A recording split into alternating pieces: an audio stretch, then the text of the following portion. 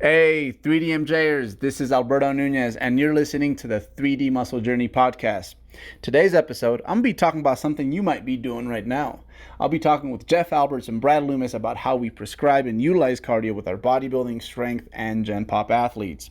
So, about 2.5 years ago, we released an episode of this podcast about our thoughts on cardio back then. And things have definitely changed a whole lot in our practice since. So today, you'll get our most recent tips, tricks, techniques, and thoughts about where this piece of the bodybuilding puzzle fits into our practice. We talk about the modes of cardio we prefer, how we track step counts, off-season cardio, consistency, costs, and benefits, and when we choose to add cardio versus changing our caloric intake, and a whole lot more. Again, this is very different from our last podcast, and we really hope you guys enjoy and appreciate how and why we've changed our approach for the better. As always, if you have any feedback or comments on this particular episode, head over to 3dmusclejourney.com or to our YouTube channel at youtube.com/team3dmj and leave it under podcast 134. Here is a new approach to cardio featuring myself, Brad Loomis, and Jeff Alberts.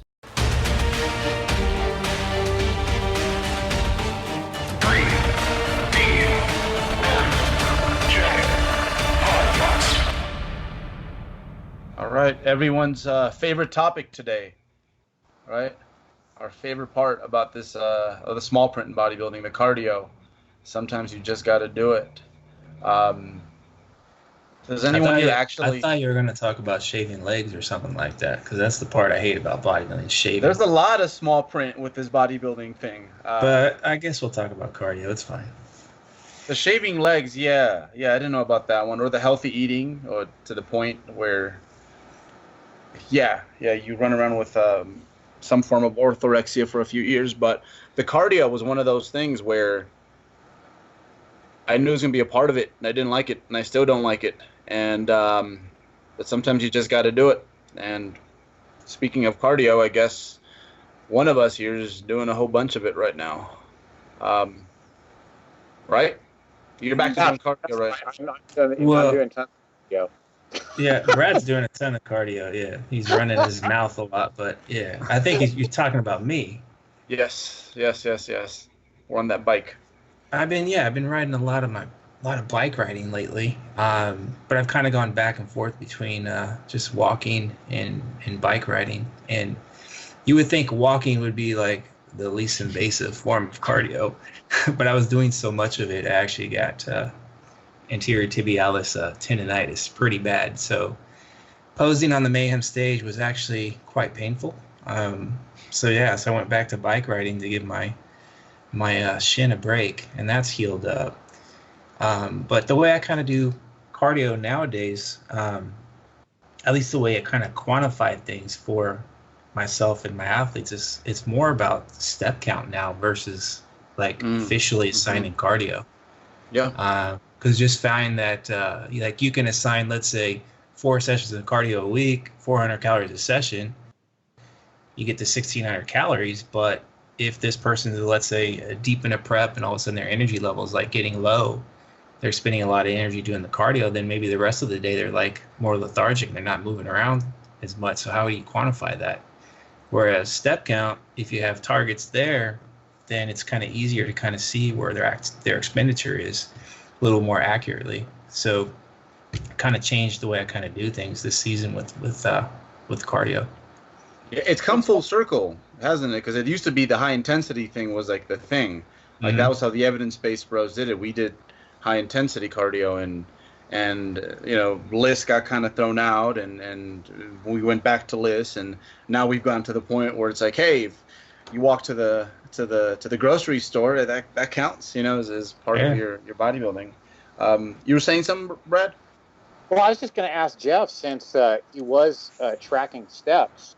How did you basically quantify the conversion from tracking steps to now riding the bicycle? Because you can't really track your steps on the bicycle. Did you basically make similarities in time if it was an hour of walking? More like time, because I've been doing like an hour walking, now hour biking. But it's almost like, okay, a week or 2 weeks go by. Now I create like a new baseline.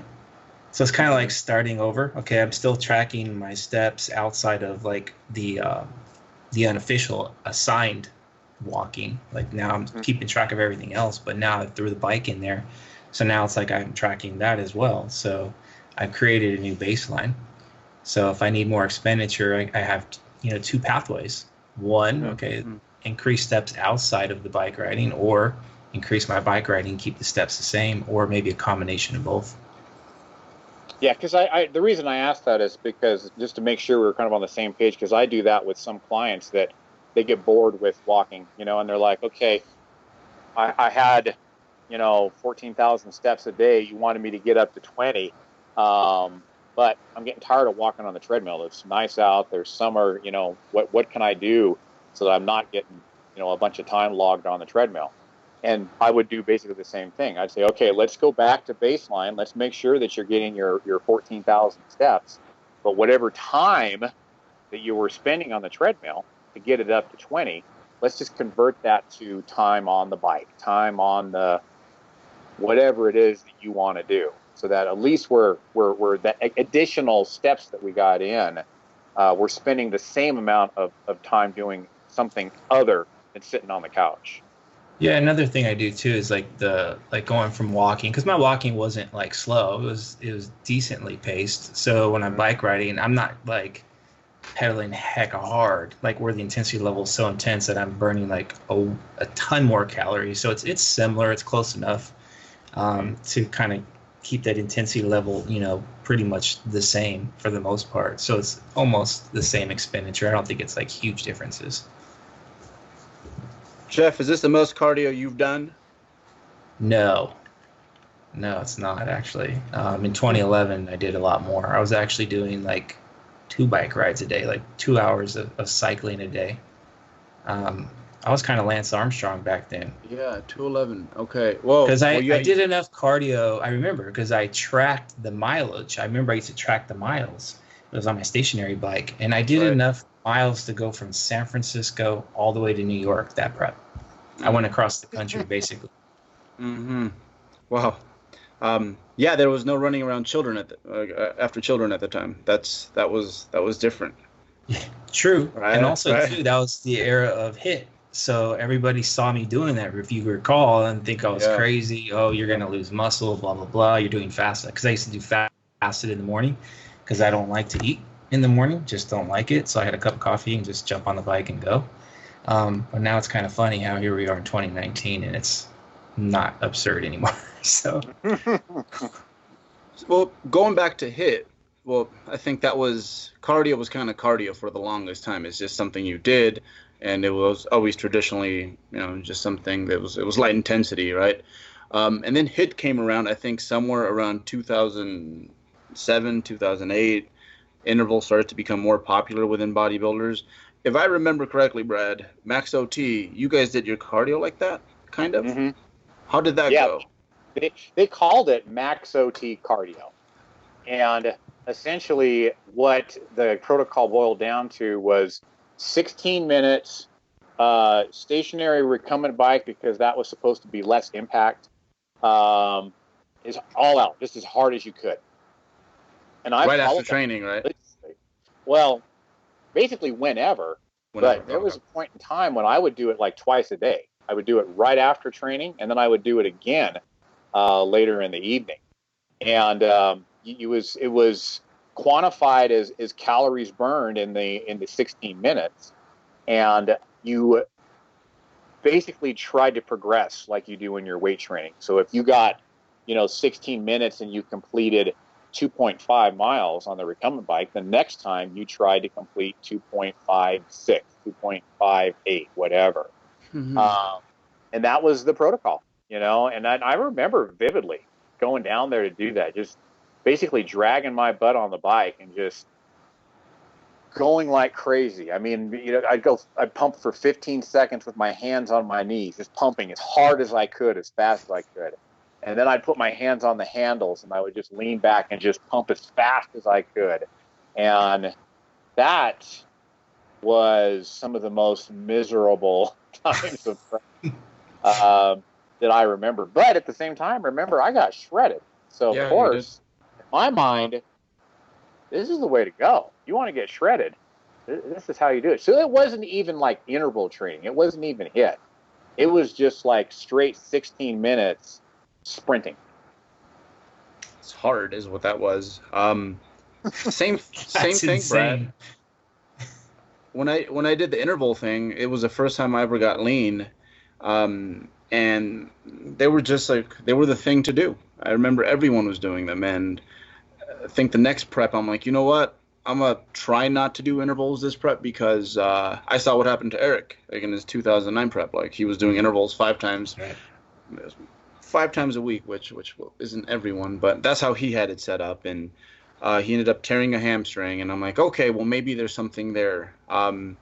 But in my mind, I'm like, man, this was like the difference maker. When in reality, it was probably the fact that for the first time in my life, I actually tracked calories, and that's probably what got me shredded.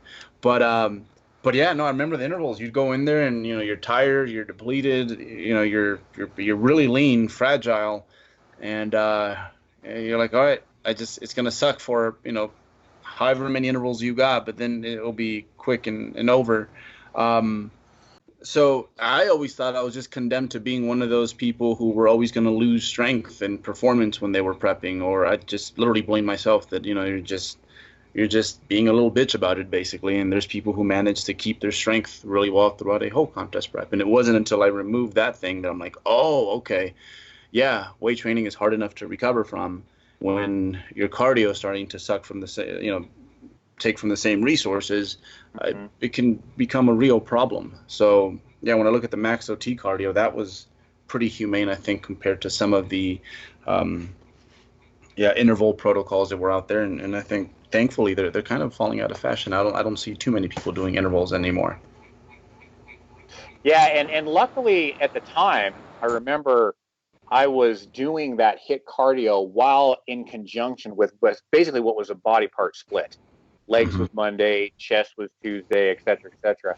So if you're going to do something kind of radical like that, I feel like that is the best way to blend your quote unquote cardio with your weight training.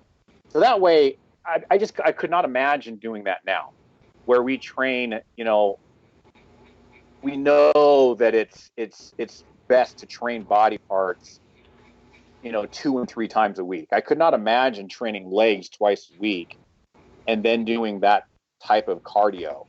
So even though it was not very smart, somebody was watching out for me, because if that was the way I was going to do it, that was the best way to do it. When I was not training, I was training legs basically once a week. And even though I was hammering them on my rest days, for the most part, they would be at least somewhat recovered the next time that I trained legs, like a week later, right? And I think that's kind of where probably Eric might have gotten into a little bit of trouble there, is he tried to blend essentially a multiple times a week frequency training legs on top of the intervals. Now, you don't even have that little bit of recovery time that I was able to take advantage of. And yeah, if you're going to have a sub-optimal setup like that, somebody was watching out for me that it was at least somewhat up. Yeah.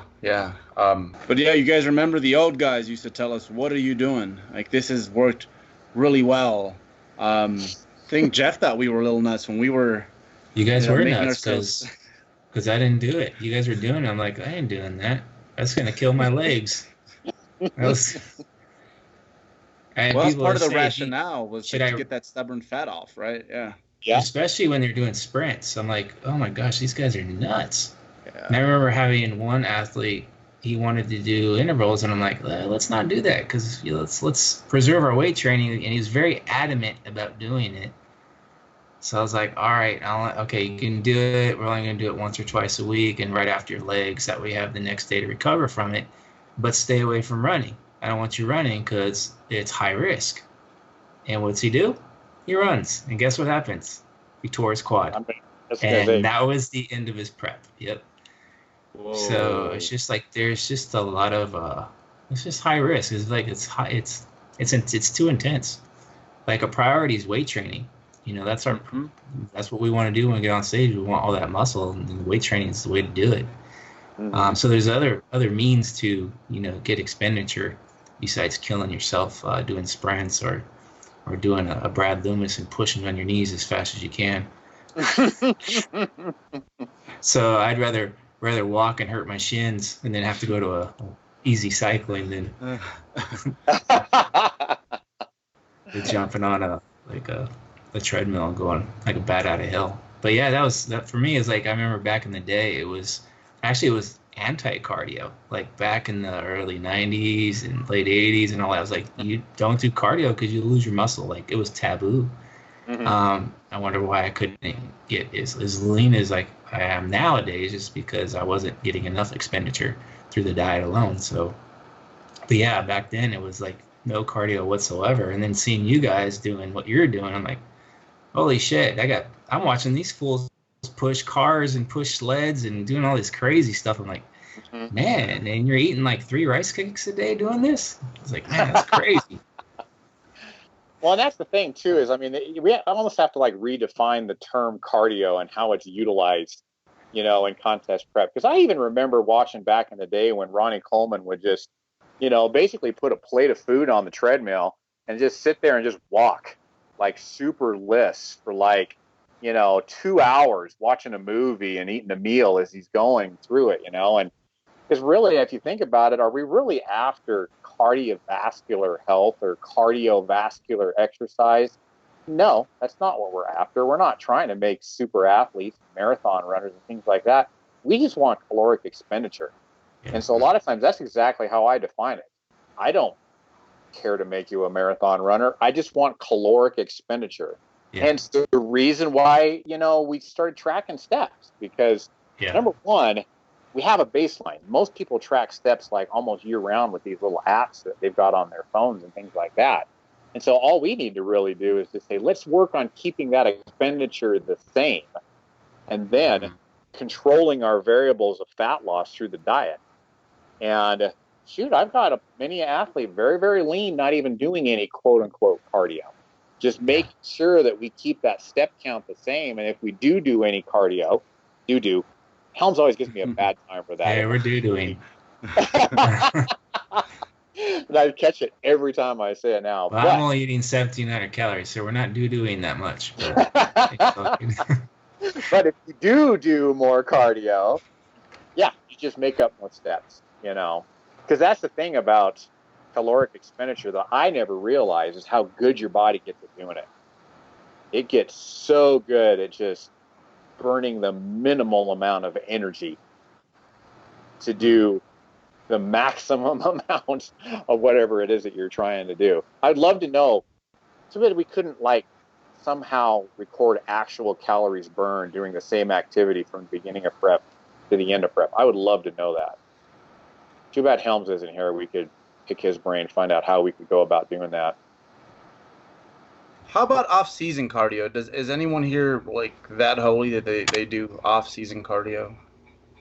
No. Anybody here? Yeah, anyone? Does chasing Ethan around count as cardio?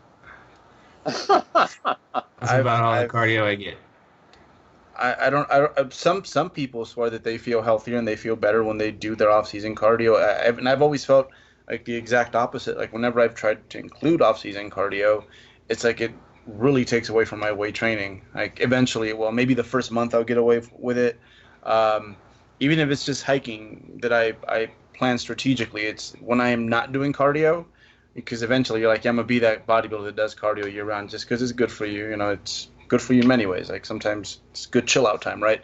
I'll stop doing it all of a sudden. I'm like, man, I'm on a hot streak in the gym all of a sudden. I'm like, oh, that's right.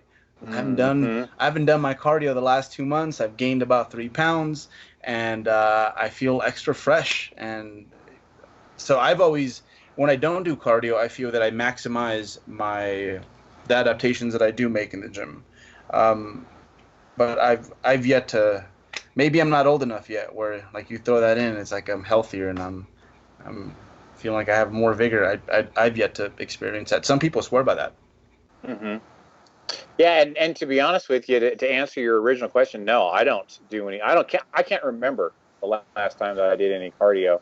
To be honest with you, and I mean healthier. I define healthier in my mind.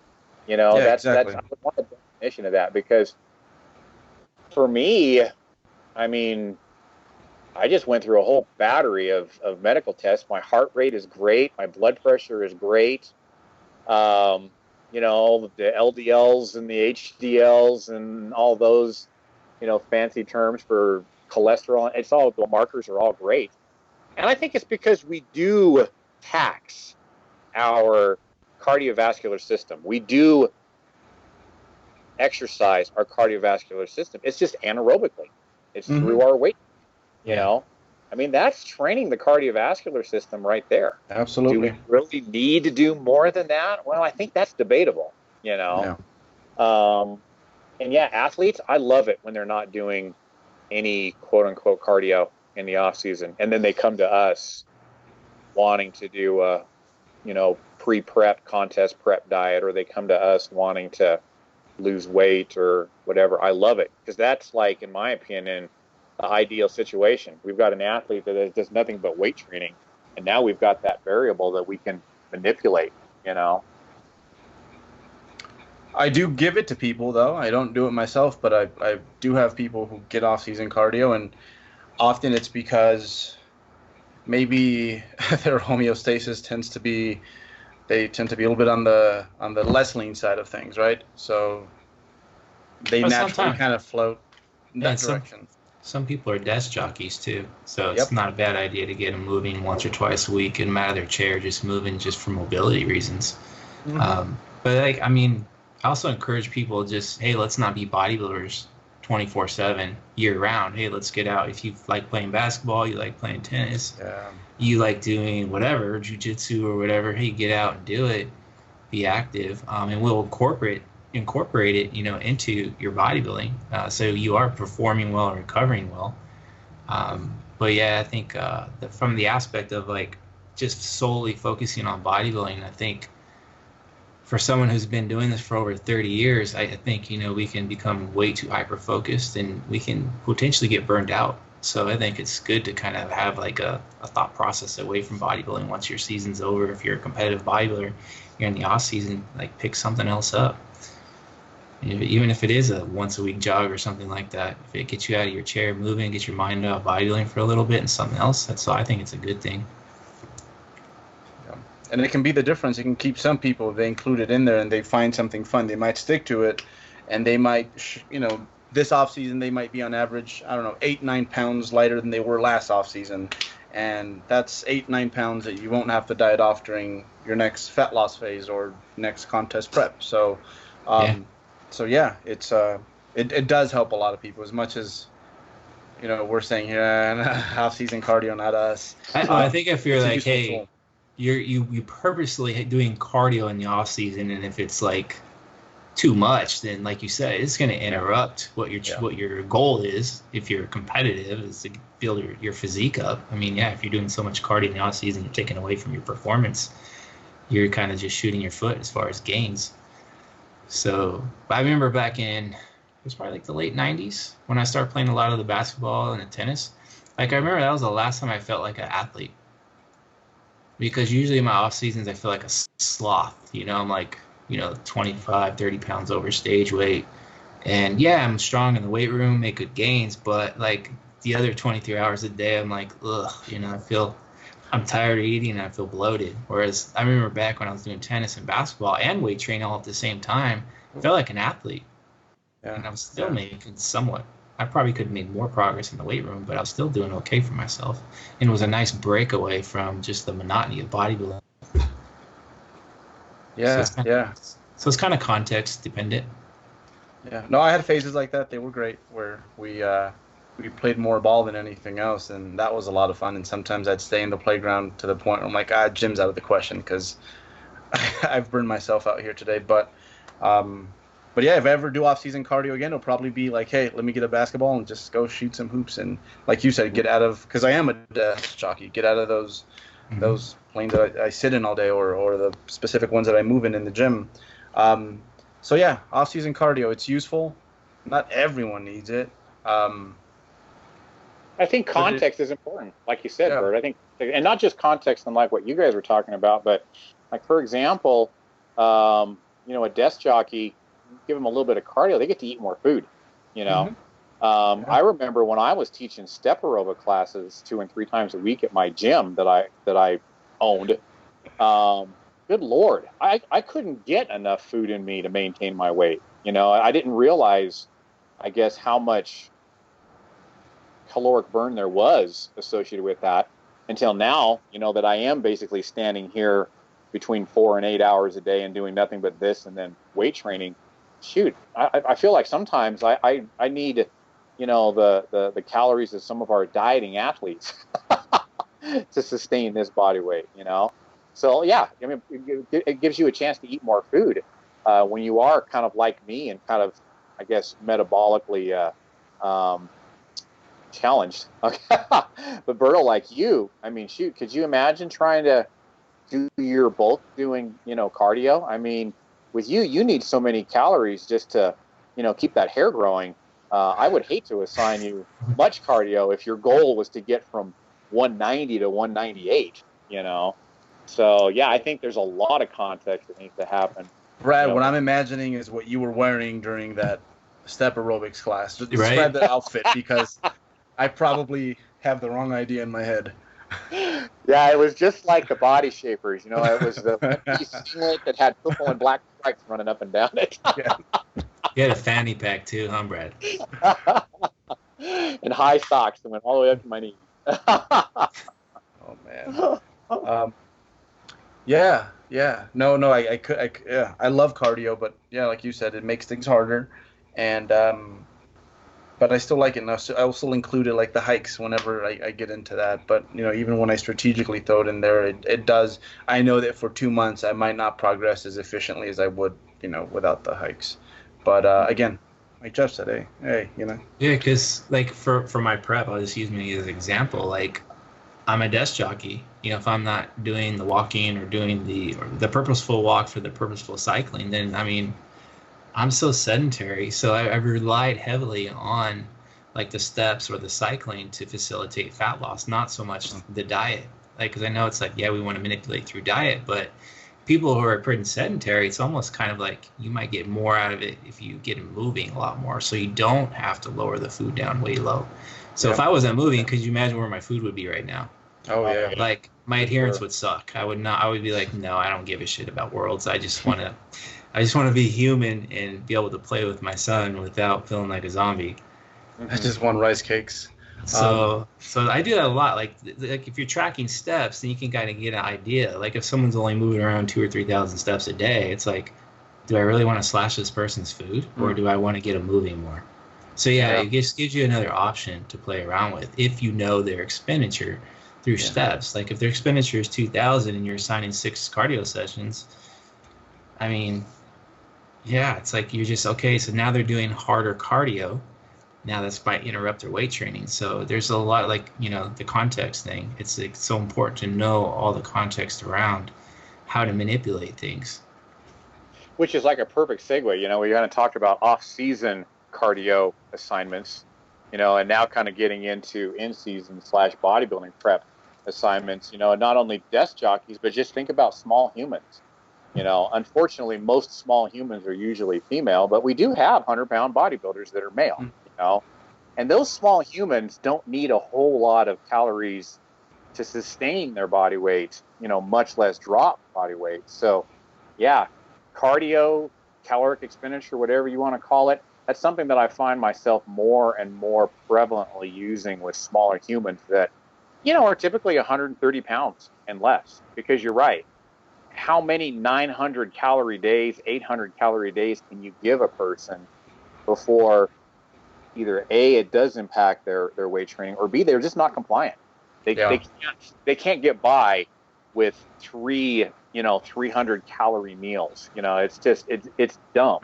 And so yeah, even though the cardio is not as effective as it was when they were at the beginning of prep, where they were, metabolically more intact, sometimes you have to. You just have to, because you can only take food so low in order to get the fat loss and the muscle retention that you're after. I love the step revolution because kind of like macros, and you track those for a minute. It for a lot of people, it changes the way they live. They'll start to park their car a bit further. Yeah. They'll go get that thing upstairs that, usually they'd go send one of the kids to go do it or something like that. So I love that impact and what it does for you after your fat loss goal is achieved, whether it be standard fat loss or your contest prep. I think it's wonderful in that regard. But then the other thing, and we've touched on this lightly, is the fact that sometimes, you would adjust something for a person, whether it be their nutrition or whether it be their cardio. And you guys remember, I'm sure you guys have had this happen, where someone's sending you updates, and as time goes on, is like their room is messier and messier and messier and messier. And it's because they're not doing anything but like they're eating, they're training, and everything else they're kind of just barely getting by. And the steps kind of takes care of that, because sometimes, you'd add cardio, you'd take away food, and you're like, it's not budging. It's like, oh, because they're slothing. Like the other 22 hours of the day, they're just chilling somewhere, doing a whole lot of nothing. And with steps, it's like 6 p.m. You look at your watch and you're like, oh wow, I need to get those 3,000 steps. I'm gonna go, walk the dog or something. So I love it in that regard. It's effective and it's good for you. Heck yeah, because I remember checking in with Eric, and I'm like, I dug on Saturday, Sunday's refeed. I'm like, oh, Saturday I made it a dig day. So what I did was, I got my morning walk in like I usually do, but then I mowed the front lawn, the back lawn, and I washed both cars. And I said, hey, I got in like 22,000 steps today, and my cars are shiny as hell, and my yard looks really nice, and my wife loves me, and we got date night. It's gonna be a great night, so it all works out in the end. So yeah, so I got leaner, plus I had a happy wife, clean cars, nice yard. So yeah. Yeah, I have to agree. I love the whole step revolution thing, because it seems like it's made our jobs easier. I mean, would you guys kind of agree with that? It's made things a little bit easier on our behalf. Mm-hmm. Yeah, and it's one of those things that people like. People like data. They brag about their step counts. Mm-hmm. Yeah.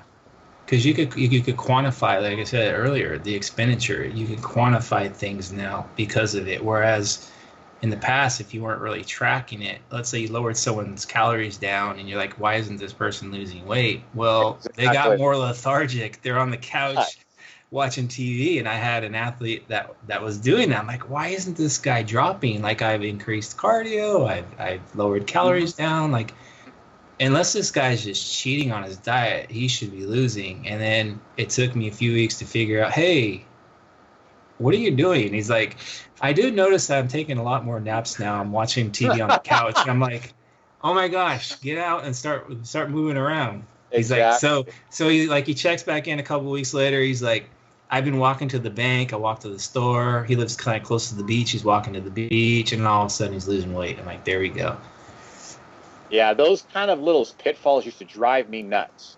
And it wasn't until in hindsight you realize, well, yeah, I gave this person, I still do a little bit, but I gave this person 350 more calories to burn every week, and they're gaining weight. It used to drive me just absolutely nuts. Well, it's like you said, Jeff, I didn't realize that I offset that increase of 350 calories by dropping their step count from, basically 60%.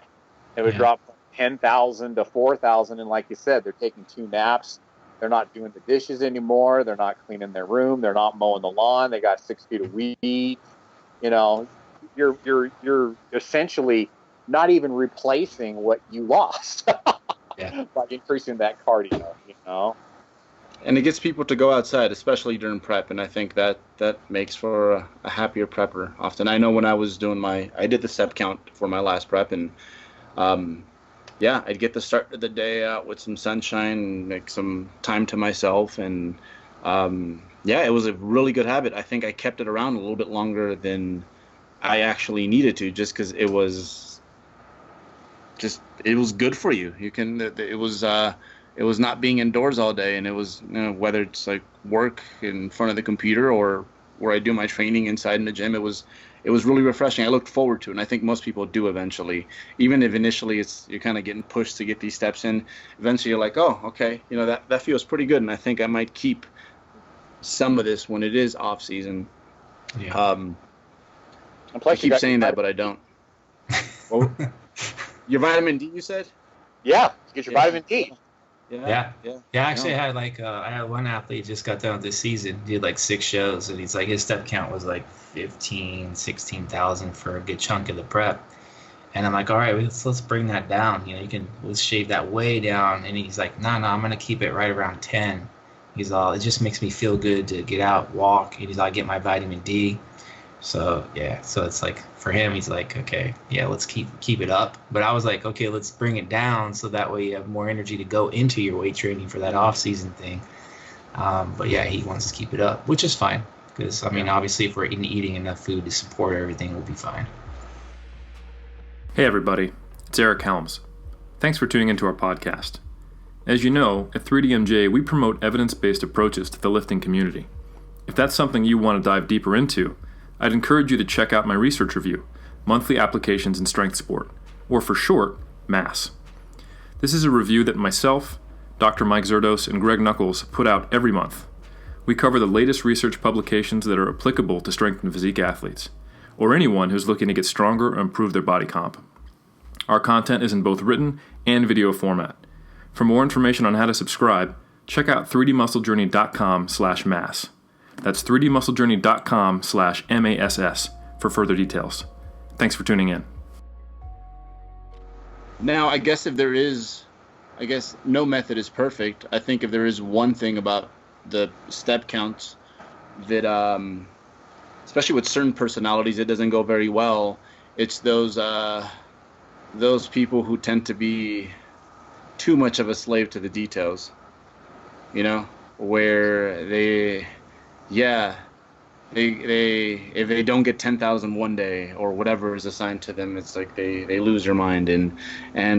Or one of those people, you check their MyFitnessPal and it's like, wow, you've tracked for 579 straight days. That is Let's give you a gold star for that. Yeah, that's not necessarily good, right? So I think that's kind of the issue with a lot of these metrics. Are fun to play with. They make things more predictable, but with certain personalities, they have a hard time putting them away when, we've kind of used them up. Like the step count thing I don't do anymore. But right now that, say, I am going through a fat loss phase, I do try to remember. It's like, oh, hey, go walk to the store. Hey, park far away. Hey, when you're in the gym, if you're tired in between sets, go to the water fountain, walk around, do something, and that's going to contribute over time. But for some people, they just end up building that streak where they've hit 10,000 steps for like 3 years straight without fail, and that kind of becomes an issue. So have you guys had any of that? I don't know. I can't say that I've had any overanalyzers to that degree, and I don't know. Maybe it's just because I outline the importance of, running averages, I guess you might say. Yeah. It's like, okay, you know what? If we did an audit and for that week you got in 84,000 steps, I don't care if one day you get in 7,000 and the next day you get in 12,000. I just kind of want somewhere around 84,000 steps met. And even at that, does it need to be 84,000 perfectly? Does our bodies know that number? No, it doesn't. So anywhere between 79,000 and 86,000 for the week, it's fair game, And I even kind of, how I am with my spreadsheets, you guys, I have a little thing where they punch in their daily steps and it gives them a little weekly running average that they have. So maybe it's just because I do tend to outline that right off the bat that people don't tend to be that critical of themselves to where I have to get 10,100 steps every day or else, But I feel lucky, I guess. I didn't really even know that people can read that much into their step count. Yeah, generally, like when a season's over with, someone else say, okay, no more purposeful walks. Like whatever your step count, it just naturally occurs. It is what it is. Like let's just not do any more purposeful walks or try to reach some purposeful number. Or I'll say like, hey, let's get it from, I don't know, let's say they're at 12,000. Okay, now we're going to go sub 8. Like I want sub 8 now, from now on. So usually if they stop the purposeful walking, it'll just naturally kind of come down to a more a number that's like a little bit better, like off than trying to push all the time. Where I'll see it a lot is with new athletes. Like, you know, usually we would get those folks who, you know, they're 18% body fat, but they're tracking every morsel that goes into their mouth, and it's been that way for a few years. And I feel like the step count often is now a new thing that they track along with like their sleep and other metrics, and like they just go with it for far too long. So I think that is an issue for some people, especially those that tend to be a little bit more obsessive, you know, learning to you know, kind of put away that behavior, but maybe take some of the important lessons that you got from it. I guess that if there is some small print to that I've seen, it's probably that it can be another thing that you obsess about if you're not careful. Or overanalyze it. Yeah. To a fault. Yeah. But it's great. Yeah. I mean, you can get to the point where Jeff found out that, you know, it can cause overuse injuries. I think during my prep, my foot at some point started hurting. It would have good days, it would have bad days. I'm like, ow, like it only hurts when I walk, so it has to be this walking thing that's doing it. But generally speaking, it's pretty safe. Most of us have been doing it for a long time, so it's not something you have to learn like someone who wants to sprint and then they rip a quad because sprinting isn't just, you know, there's subtleties that go into that, right? So yeah, walking tends to be, when possible and when it's convenient, what we usually tend to recommend for people looking to supplement the deficit that's mostly created via diet. So it seems like we're on the same page with that. It's been very useful. Well, I guess gives you options too, because you can say, hey, I want purposeful walks. Like, hey, I don't care if you do it on a treadmill or you go outside and do it or whatever. Or, hey, if you want to get the step count by sweeping and mopping and vacuuming, I don't care how you do it. Just get the activity level up, because it's expenditure regardless.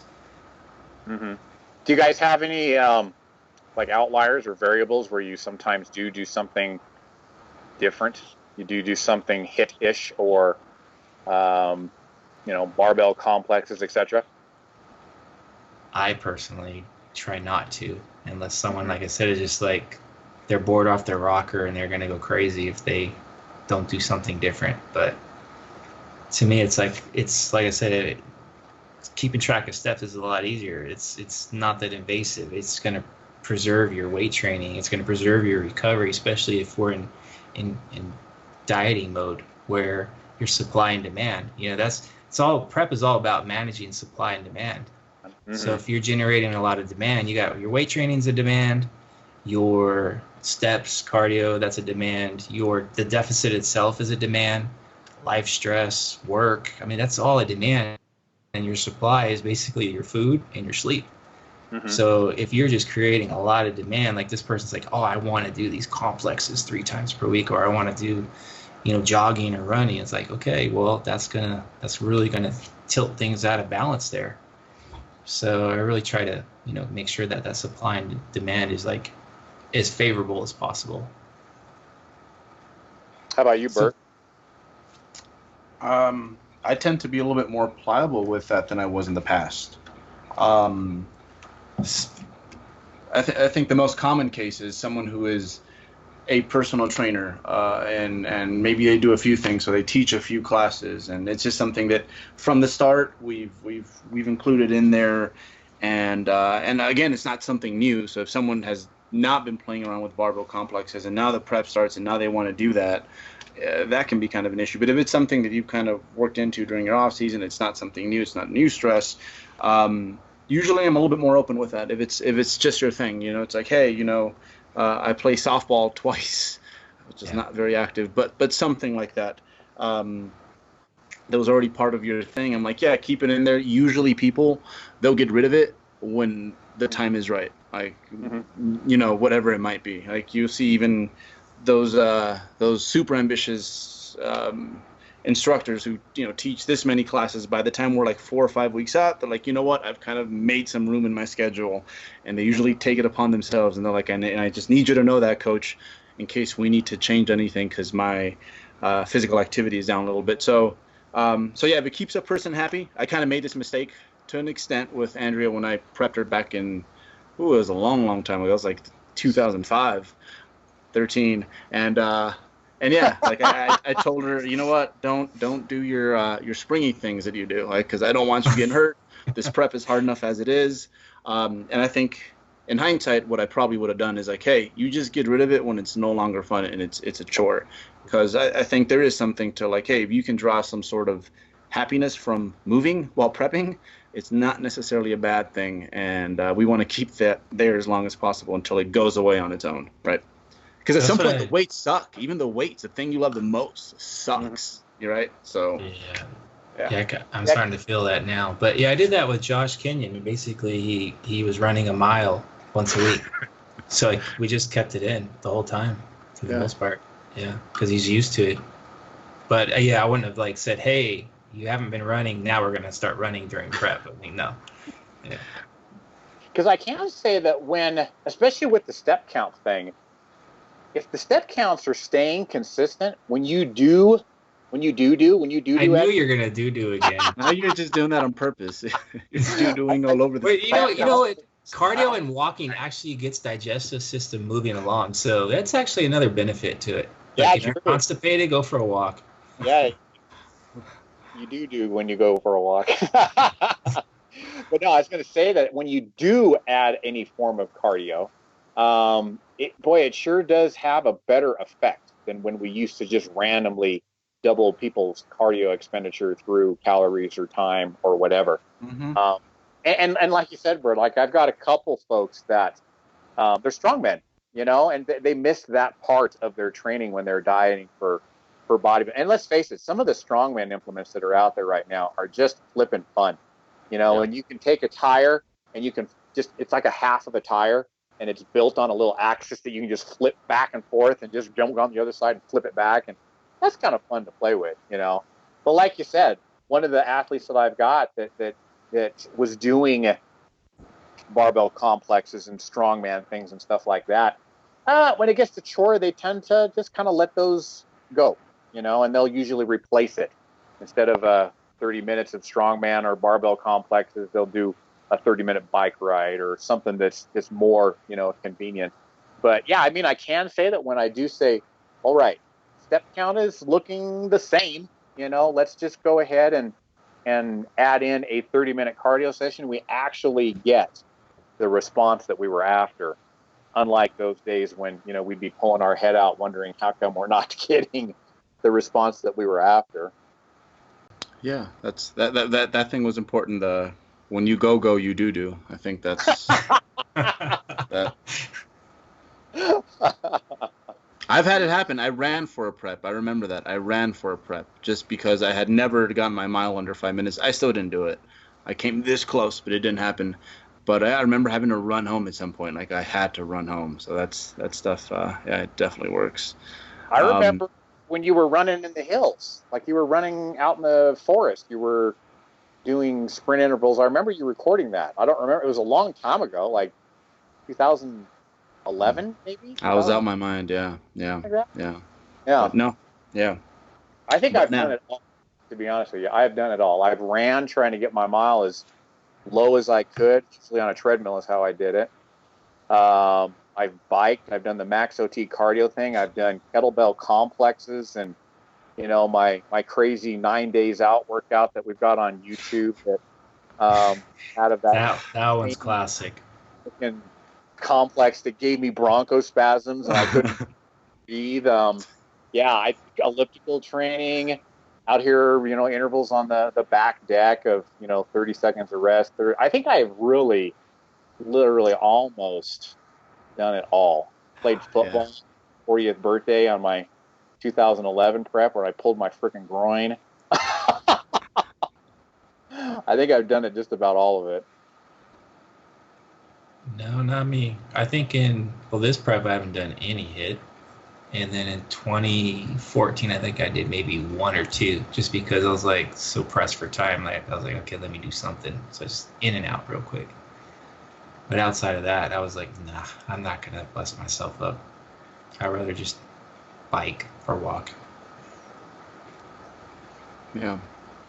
Yeah, no, but it's come full circle, the whole cardio thing. Yeah. You know what? I guess You know what gets me is when people say, "I did no cardio this prep," and that's what I was gonna get into. The extremes, like there's like, they're Right. Yeah. like they should get like a gold coin because they didn't do one cardio session. But yeah, but tell me how your food was like at 1,200 calories, or you work like 60 hours a week and you're on your feet all day. yeah, Yeah, I think that's a good plan. Just like when we plan to progress in weight training, but at some point you just have to take your lumps, I guess for lack of a better term, embrace the suck, whatever you want to call it, and it's just the smart thing to do. because eventually, people will look around whether it's a fat loss phase or contest prep, and they'll kind of compare their protocol to someone else's, and for a number of reasons. It's like you have two people that kind of start pretty similar, but towards the end of it, it's like they're in way different spaces. And I think sometimes people lose sight of that. Like sometimes to an extent, I'll ask a person, so what? There's a point where I won't ask this no more. It's like, so what is easier for you? Would you rather have us take away food, or would you like to add some cardio, right? And obviously the taking away food is always way more predictable, but sometimes in some people it hurts them more. So to an extent, I'll give them that option, and for some people, say if they're super busy, it's just like, what, it's much easier for me to just not eat it than to go invest time in moving some more. So there's many different reasons. Yeah, and it doesn't have to be an either or either. No. It can be like a flexible thing. Like, okay, Yeah. when you like pick your spots. Like if you're Yeah. super, super busy, then okay, yeah, maybe slashing food is a better option today. Yeah. Because I do that sometimes. Like, well, Yes. shit, I don't have time to do another bike ride today or to do my morning cardio. I'm just going to slash 100, 200 calories off my day instead. So I pick my spot. But there's other days where I'm like, no, I'm too hungry to do that. I'm gonna go ahead and just walk or bike ride. So I think it's like the more dynamic you are, I think the better off you'll be in the long run. Like your sustainability, the adherence factor, and those types of things. So I'm all about the practicality side of things versus like everything has to be like an on-off switch or an either or. Yeah. Yeah. Well, and you've gotten to the point where you can do that, Jeff. Like some people, that would stress them out to have to make that decision on the go, and you make that decision because that's the best decision, not necessarily because it's the one you like. But that's the goal where we want to get our athletes, is to have the ability to make those judgment calls. So yeah, you start them out with a structure and it's rigid, but eventually it's like, okay, you're in this situation, here's an option.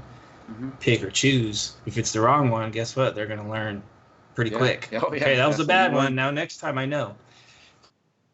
So I think it's good. Yeah, I mean, you want to have that system and structure set up, but eventually it's like you want them to be able to auto-regulate themselves. I love that too. And I remember, Bert, when you went through, I think your prep in 2000 and I want to say 14, you were actually auto-regulating your refeeds based on how you felt like your expenditure was during that day, weren't you? It seems like it was that dynamic at one point. Yeah, I think that was my first kind of go at that, based off, and then also like what the training was looking like is, I was not doing my own training. Ben Esgrove was doing my training, so sometimes I'd look at that, I'm like, oh, okay, that's crazy. So I'll have to adjust for that and maybe cut out my cardio a little bit. But yeah, no, dynamic is good, and I think, especially at the most extreme ends of a contest prep, primarily when you look at people's calories and people's cardio, yeah, it can frighten some folks, but that's just what it takes, and that's why people who have made it onto that stage, it's like that's why they're so proud about it, because it's a lot of hard work to get there, and sometimes it does look freaking scary. Sometimes it is 9-point-something calories per pound, and you were doing some form of cardio, basically 7 days a week when you know. So no cardio. I just remember thinking at the time when you said that, I was just like, it was almost like you were talking some foreign language to me. It's like when you start speaking your Mexican real fast. I was like, a language that I didn't even understand. I'm like, wait a minute. He feels his energy expenditure is higher because he's thrown around poly by that freaking rope, and so he eats a little bit more calories. To me, that was so foreign at the time. But yeah. at the same time, it's just, it makes so much sense. Well, I remember I had the body fit thing where it would track your sleep, and it got to the point where I could kind of guess how much sleep I got, like how much of it was actual deep sleep. And the same thing kind of goes with the contest prep. It's like you kind of know how crappy you should feel. You like sometimes it's happened to all of us. We've just had a busier day where you're like, wow, I am running a deficit that is way bigger than what I originally intended for today, and even then it's hard to get yourself to eat a little bit more just so it's not as crappy so that you can sleep that night, that sort of stuff. So yeah, no, as Jeff mentioned, like being able to go back and forth with the cardio and food and play to the strengths of each one depending on where you're at. I think that is a great long-term goal. But it's probably going to take you a few preps to get to that point. I'd say a minimum of 4 before I can trust like someone 4 with or that. 5. Yeah. Because But yeah, there's like, I have some athletes that are experienced where it's like, all right, I want you to hit X amount of calories, and you can shave. You can either do it like shaving fats or shave carbs. Like I give them options. Like it's not perfect. Wherever they feel like they can adhere and make it happen, that's what I want them to do. And yeah, like it's kind of like when I pour my egg whites into the pan, I know, okay, I need 184 grams. I'll pour it, put it back on the scale, and I'm like within 5 grams every time. It's just because we've done it so long now. So yeah, it's definitely the experience level plays a big role in being dynamic for sure. So yeah, cardio, it's dull, right? It's kind of boring, but I guess what we've talked about, it doesn't have to be rigid, there really is no perfect way. Like I thought the HIIT cardio was like the end all. Like that's just how bodybuilders are going to do cardio from now on. And like these 280-pound IFBB pros are going to be doing that on a bike and just falling over. Could you imagine Jay Cutler sprinting at the peak of his career? Like, oh my God, it's a heart attack waiting to happen. Jay's not going to make it to the Olympia. He, both calves are gone. So yeah, we've learned a lot over the years, not just us as coaches, but as a community. And I think right now the step thing is working really well for most folks.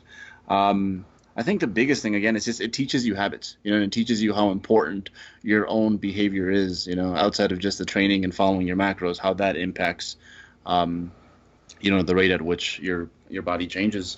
I'm gonna make a prediction, and we can end it like this. I predict after this podcast, everybody's gonna have cleaner rooms and happier significant others. And really clean cars and mowed lawns, and I agree. So a month Can I from say now, one last leave thing? your comments below, and let's see if that came true or not. Hey, and girl who's doing the circles on the stair mill, that does nothing for you. Stop that. Go get some steps in. Hey guys, this is Coach Alberto Nunez. Thanks so much for listening to our show today. Thank you so much for hanging out with us. I wanted to take a moment to remind you guys that we have a giant video library of educational materials at 3dmjvault.com. The Vault is a place where we have organized our best information, paired it up with some of our favorite resources, and shared with all of you guys in one online database. We have courses on contest prep, hypertrophy, posing, fat loss, postseason recovery, and a whole lot more. Most of it is free. Some of it is for purchase to help support this podcast, and we continue adding pieces of updated content to it every couple of months that members always have unlimited access to. Once again, that's 3dmjvault.com, and we really hope you like it.